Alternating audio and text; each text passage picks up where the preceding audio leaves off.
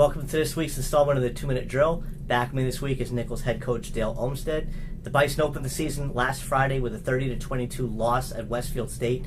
Dale, just talk about your overall impression of the game, your first as a collegiate head coach. I thought it was a great matchup. Westfield State is, picked to come in, fourth or fifth in that league. Would be a great challenge. Senior-laden team. We had beat them last year. They have a new head coach. I knew it would be a great challenge. They're a great football team. But I was proud of the way we responded. We were down early. We came back down 3-0. Came back with a quick score, make it 7-3. Kind of went back and forth 3 different times there, and we had the lead in the third quarter. With the football, thought we could maybe punch one in there if we had an opportunity late in the third. It might have been a difference in the game, but we came up short. They scored 2 on us. We had the ball we had the ball last about the 35-yard line with 2 minutes. We drove it to the 50. Had an opportunity, called back on a penalty. But again, I thought we were very resilient. We played well against a very good football team. A lot of room for improvement, both in the players and the coaching staff. We look to bounce back against a very, very tough Western Connecticut team this week.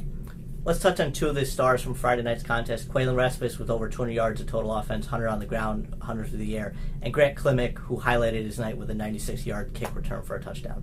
Yeah, both had tremendous games. I mean, for them to go up 3-0, and then we came back 7-3. Then they scored again, and the ensuing kickoff, Grant took it back to the house. Great athlete, very fast player. But the blocking up front was tremendous. We've worked on that all week. Coach Janisak does a great job with our special teams, and I think we returned one in the Fitchburg scrimmage as well. So again, the coaching staff's done a great job. The players have responded with special teams, which is a big part of the overall picture. Q on offense did a great job. He was under pressure quite a bit. He ran the ball when he had to, threw when he needed to. We just got to do a little bit better job of getting guys in the right position and sharing up the offensive line a little bit. But we're very excited about where we're heading. Not to mention defensively, Connor Richards had a great game. He had 10 solo tackles. So after the first week to have 3 guys, 2 honorable mention with Quinlan and Connor as honorable mention in the New England Football Conference, and then Grant Klimick getting it for special teams. We're pretty excited about that moving forward. You mentioned the positioning, the offensive line. Were those really the 2 main things you took out of as far as adjustments you need to make, or was there something else you saw watching film of the game? I don't mean to single out the offensive line. I think everybody can improve. The running game, the receivers, and we have a lot of work to do. He was under pressure, but again, we got to give credit to Westfield State. They practice real hard. They have a great team coming back. It was a hot night. Not to make excuses, our offensive line, needs to be a little bit better. We need to be better in all phases of the game. I'm not singling out the O-line. We just have to improve week in and week out, and go from there. Looking ahead to the Western Connecticut State contest, this team came in here last year, literally ran all over the Bison, put up 300-400 yards, I believe, in rushing, right.